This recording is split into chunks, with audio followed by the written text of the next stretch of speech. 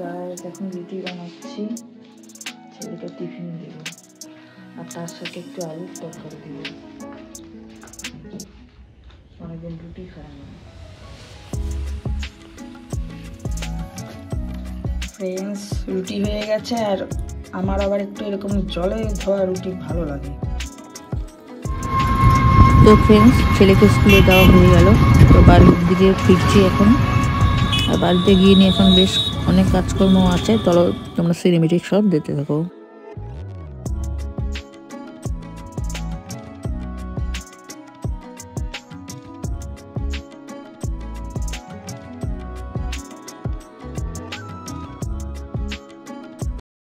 সকাল সকাল এই অতিথিরা এসেছে বিস্কুট খেতে, দেখো একবার করে ওদিকে নিয়ে যাচ্ছে, একবার করে ওদিকে আসছে।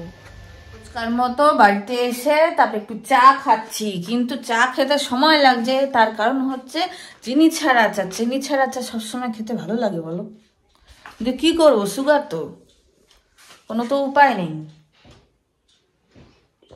অর্ধেক সবজি কেটে রেখেছি, মানে এক পদ কেটে রাখা হয়ে গেছে, সেটাই করবো। মুখটাকে মেরে গেল, কষা কষা হয় না খেতে, কেমন লাগে না। এই যে দেখো কি কেটেছি, শিম আলু কেটে রেখেছি, এটা পোস্ত করব। আর দেখি কি রান্না করা যায়। আগে রান্নাবাড়ি টোটালটা সারি, কারণ শুধুই না হলে হচ্ছে রান্নাঘরে দেখতে থাকবে, মনে হবে যেন জি বাংলার রান্নাঘরে চলে এসেছি, এরকম একটা অবস্থা, রান্নাই করে যাচ্ছি সামনে।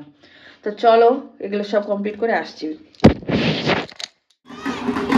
তো বন্ধুরা, ছুটির সময় চলে আসলাম স্কুলের সামনের দিকে, সেখানে হচ্ছে পুজো হচ্ছে, আর সব ভক্তরা কিন্তু হচ্ছে একে একে পুজো দিচ্ছে। এখানে দেখতেই পাচ্ছ, কেউ মন্দিরের সামনে দিচ্ছে, আর কেউ হচ্ছে এই গাছের সামনে দিচ্ছে। আর ঢাকের বাদ্যির আওয়াজে আমি ছুটে চলে এসেছি, আর এই সুন্দর মুহূর্তটা তোমাদের সাথে ভাবলাম শেয়ার করি, ভীষণ ভালো লাগলো। আমিও দাঁড়িয়ে একটু প্রণাম করে নিয়ে তারপরে ব্যাক করলাম বাড়িতে এসে নিয়ে তারপরে স্নান টান করে আমিও আমার ঘরের ঠাকুরদেরকে পুজো দিতে বসে গিয়েছি। আজকে একটু ফল মিষ্টি দিচ্ছি, না হলে হচ্ছে রোজই হচ্ছে মিষ্টিটাই বিশেষ করে আর কি দিয়ে থাকি। তো এখন তাড়াতাড়ি করে পুজো টুজো দিয়ে নিয়ে তারপরে কোনো মতে একটু খেয়ে নিয়ে আবার বেরিয়ে পড়তে হবে পড়তে যাওয়ার উদ্দেশ্যে। তো চলো তাড়াতাড়ি আগে পুজোটা আমি সেরে নিই।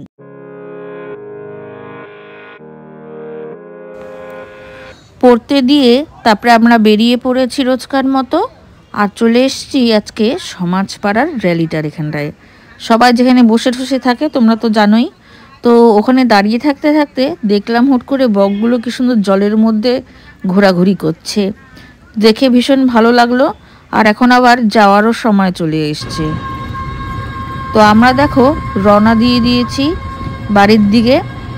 আজকের দিনটা বেশ ভালোই কাটলো রোজকার মতনই। তো চলো বাড়িতে ফিরি, আর কি করব। বাড়িতে আসার পরে সন্ধেবাতি দিলাম তাড়াতাড়ি করে, কারণ সন্ধে অলরেডি হয়ে গিয়েছিল। তো সবকিছু দিয়ে নিয়ে এখন কেবল একটু হচ্ছে বসছি মানে কি, ছেলে হচ্ছে আরেক সাইডে কেবলই পড়তে বসছে, এই দেখো।